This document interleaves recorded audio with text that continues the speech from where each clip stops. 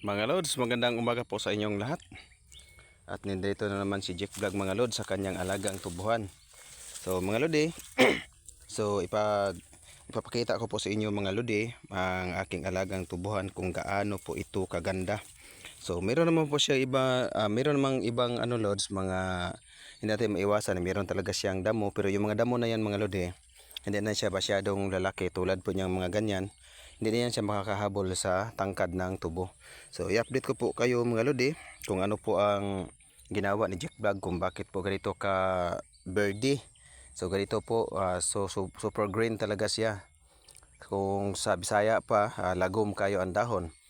So ang ginawa ko kasi mga Lods sa aking pag-aabono, nagti 3 months siya mga Lodi. Maghahanap po tayo ng medyo mababa lang na tubo. Ipapakita ko po sa inyo ang pag-start ko po ng pag-abono. So parang ganito siya katangkad mga Lods. Parang ganito siya kalaki ang tangkad. Ayan, huli pa kasi mga Lods, huli na yan. So ayan po ay yung alaga ko. So ang ibabahagi ko ito mga Lodi at parating ko po sa inyo kung paano ko po siya inilagaan. Una po mga Lodi, nung bababa pa talaga dito. At ito Lods, compost at saka hindi ko po siya pinapa-araro. Kung napansin niyo po mga Lodi, hindi ko po siya pinapa-araro. Kasi po kailangan ko po yung mga dahon ng tubo na kusa na lang po siya mulanta dyan at magiging organic fertilizer. Magiging abono lang po siya sa puno ng tubo. So ang ginawa ko kasi dito mga Lods, tatlong kombinasyon, tatlong halo po ang ginawa ko sa pag-aabono. So ano bang ginagamit ko na abono? Kasi meron po kasi natatanong sa akin doon po sa aking YouTube channel sa Jick Vlog, yun, Jick Vlog pa rin ako doon. Ang may na-upload ko dito, may nag-upload din ako doon. Ay sabi ko nga sa kanya na dito ka manonood sa akin sa Jick Vlog sa Facebook. So ngayon Lods, kung makita mo to itong video na to, at para po sa lahat sa mga nagtutubo diyan at sa mga gusto pong makatipid, so ito po ang ginagawa ni Jick Vlog. Una po kasi mga Lodi, bumili po ako ng abono, ang tinatawag po natin na ammonium. Ammonium ba 'yan o ammonium? Ammonium. So ganyan po ang pangalan niya. So mura lang kasi siya mga Lodi, nasa higit po siya ng 800, 800 po yung bili ko sa isang sako. Tapos mga Lods, bumili din po ako ng pangalan po na complete. Ano ba yung complete? Triple 14. So apat siya ka 14. So meron siyang 14% na urea, 14% na potassium, meron din siyang 14% na 1846. So complete na po siya mga Lodi. Nandun po ang pangailangan natin sa complete kasi nandun na po yung pag magbigay siya po ng ganito mga Lods. Ayan mga Lodi, napakaganda ng ano niya. Ayan, magbigay siya po ng sibol. So tingnan niyo po mga Lodi, napakadami po ng binigay niya na sibol sa isang puno lang. Ito po yung original na puno niya mga Lods. Ayan. At ayan po, ito po yung katawan niya. So marami siyang binigay na saha. 1, 2, 3, 4, 5, 6, 7, 8, 9, 10.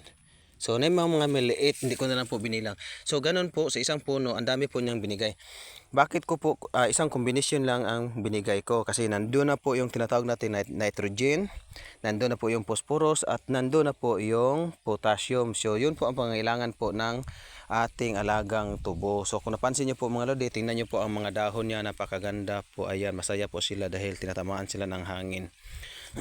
Gano po yung ginawa ko mga Lodi. So kung sapat naman po mga Lords ang iyong budget, so kung may budget talaga kayo mga Lodi na medyo swak naman sa budget yung bulusan nyo, bili kayo ng urea. Ano ba yung urea? Ang urea po kasi mga Lodi, yun na po ang magbigay sa kanya ng pangpatangkad, pampalaki ng katawan, pampaganda ng dahon, at mabilis po talaga siyang lumago talaga mga Lodi. Hindi lang malago, palakihin niya po yung katawan niya at pagandahin niya po yung mga dahon ng ating alagang tubo doon po sa mga nagtutubo. Kung magsikandos po kayo. So kung magsikandos po kayo mga Lodi, ganito po ang advice ko po sa inyo.